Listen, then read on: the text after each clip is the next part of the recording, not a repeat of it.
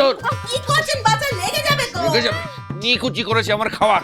বাড়ি তো নয় যেন শুক্রবারের হাট। আরে মা কালী তো রাগ করবে। কোলের ভাত ফেলে উঠে যাচ্ছ, হচ্ছটা কি? জয় মা তোর অমানিক, খাবার পেলে কোথায় যাচ্ছিস বাবা? খিদে নেই বড় মা। লাখোদারি চাল দেখেছো? হ্যাঁ, দেশের লোক খেতে পাচ্ছে না আর লাট সাহেব খাবার নষ্ট করছে।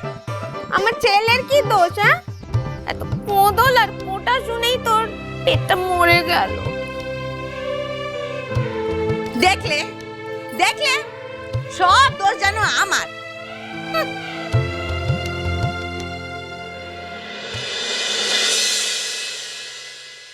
বুঝলে গিন্নি, আজকে ম্যাজিস্ট্রেট সাহেব ফোন করেছিলেন। উনি আগামীকাল কলকাতা থেকে আসছেন আমাদের বাড়িতে নিজের ভাইকে সঙ্গে নিয়ে, ওই কমলা মায়ের জন্মদিন উপলক্ষে। ভাইপোকে নিয়ে নাকি বিশেষ কিছু কথা বলার আছে ওনার, সেটাও বলছিলেন। এটাই কিন্তু সুযোগ গিন্নি এই ম্যাজিস্ট্রেটকে ইমপ্রেস করার। ভুল ত্রুটি হয়ে গেলে কিন্তু সব শেষ হয়ে যাবে। বাবা, তুমি চিন্তা করো না, দেখো সব ঠিক হবে। এই তো, তুই তো আমার একমাত্র ভরসা রে কমলা মা। আয় আয়, বস বস বস বস। চিন্তা না করে কি করি বল? তুই তো আজ নিজের চোখেই দেখলি তোর বড় দাদার কাণ্ড কারখানা। আর তোর বৌদিদি গিয়ে একটা দিয়ে মাথা মোটা। কাল যদি ম্যাজিস্ট্রেট সাহেবের সামনে খেতে বসে আবার কোনো কাণ্ড ঘটিয়ে বসে, তাহলে তো হয়েই গেল। বাবা, তুমি চিন্তা করো না, ওরকম কিচ্ছু হবে না। দেখ কমলা মা, আমি জানি না কাল ম্যাজিস্ট্রেট সাহেবের সামনে তুই ছাড়া কেউ এলে চলবে না। কিন্তু বাবা, no no no Kamala, it is matter of Rai Bahadur. I take no risk. কি গিন্নি?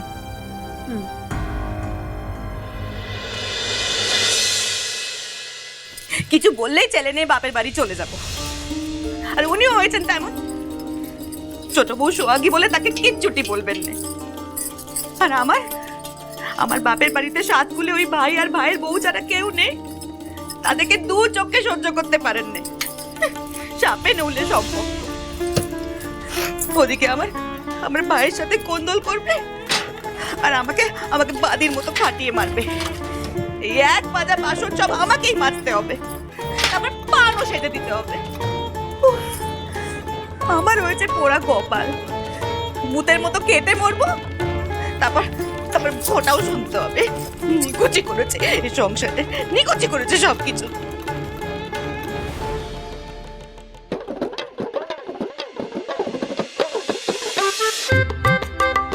ছোট গিন্নি, মানকে দৌরাত্ম কি করে কমাবো সে তো ভেবেই পাচ্ছি না। অতি কষ্টে মাস্টারমশাইয়ের হাতে পায়ে ধরে ওর টিসিটা আটকেছি, কিন্তু এবার যদি রেজাল্ট ভালো না করে তো লাথি মেরে তাড়িয়ে দেবে। এই নাও। উকিল ফণিভূষণ মুখুজ্জের ছেলে হয় গোমুখ্য থাকবে। ও ছেলে তো নিজের ভালো নিজেই বলে। আহারে, আমার মানকে এমন কি বড় হয়েছে যে এই বয়সে কোনটা ভালো কোনটা মন্দ সবটা বুঝে যাবে? তাছাড়া এটাই তো দুষ্টুমি করার বয়স নাকি? কি বলছো ছোট গিন্নি? হ্যাঁ, সারাদিন হেসেল ঠেলা বলে দেশের খবর রাখো না। ওই গোরাদের ভাগিয়ে স্বাধীনতা ছিনিয়ে নেবে বলে মানকের বয়সী ছেলেরা জান প্রাণ রড়িয়ে দিচ্ছে। উফ, কোট চত্বর গমগম করে ওদের স্লোগানে। ওদের বক্তৃতা শুনে না রক্ত কেমন গরম হয়ে যায়। ওরে বাবা, এ তো সাংঘাতিক সব ছেলেপুলে গো। শুনেছি এরা নাকি মামারে। বাপরে বাপ, ডাকাতে সব ছেলেপুলে। আচ্ছা শোনো না, এরাই সাহেবদের তাড়াবে বুঝি? বলো না গো। না বাবা, আমার মানকে এসব করে কাজ নেই। ঠিক আছে। আহ ছোট গিন্নি, এই সব ছেলে পুলে কি তোমার মানকের মতো গণ্ডমূর্খ নাকি? লেখাপড়া জানা সব দিগ্গজ ছেলে। দেশ উদ্ধারের জন্য ঘর দৌড় আরাম বিরেম সব ভুলে একজোট হয়ে লড়াই করছে। ছাড়, ওসব তুমি বুঝবে না। ও সব আমার বুঝে কাজও নেই। আমার মানকেই সব করবে না, ব্যাস। আচ্ছা, তুমি একদিকে এই ডাকাতে ছেলেপিলগুলোর গুণগান করছো, আবার আরেকদিকে ঘটা করে আমাদের যাত্রাপালায় সাহেবকে নেমন্তন্ন করছো। তুমি কি চাইছো বলো দেখি?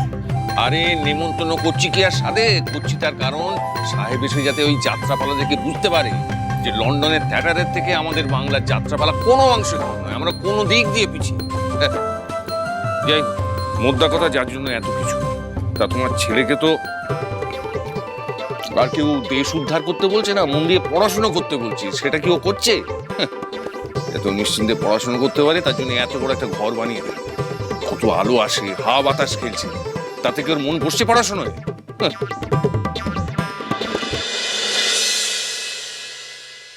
বাবা বলেছেন সাহেবদের সামনে আমিই শুধু যাব, আর কেউ যাবে না। এমন করলে তো বউ, দিদি, দাদা, পিসিরা খুব কষ্ট পাবে। আর সাহেবদেরও জানা দরকার আমাদের কত বড় পরিবার, আমরা সকলে একসাথে এক ছাদের তলায় থাকি। তাছাড়া এই বাড়ি হোক বা দেশ, কোনোটাই তো ওদের নয়, আমাদের। তাহলে ওদের সামনে যেতে ভয় কিসের?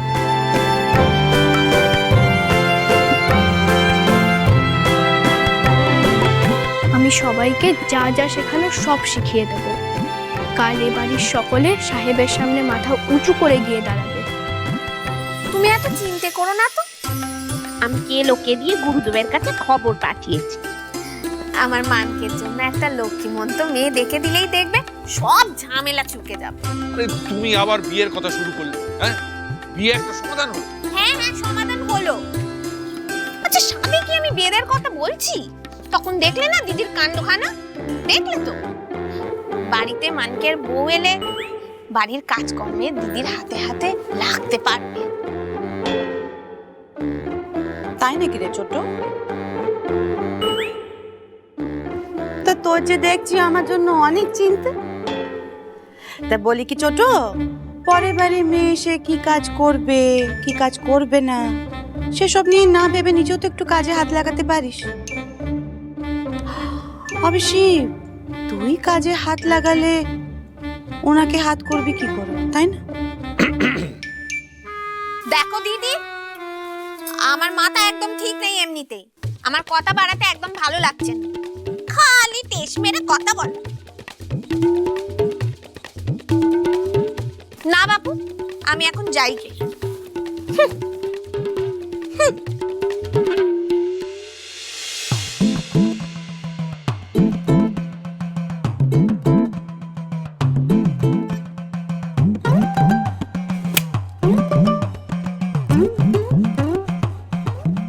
খাওয়ার সময়ের ওই ঘটনায় বড় গিন্নির মাথায় আগুন জ্বলছে, একটু ঠান্ডা করতে না পারলে আমার কপালে দুঃখ আছে।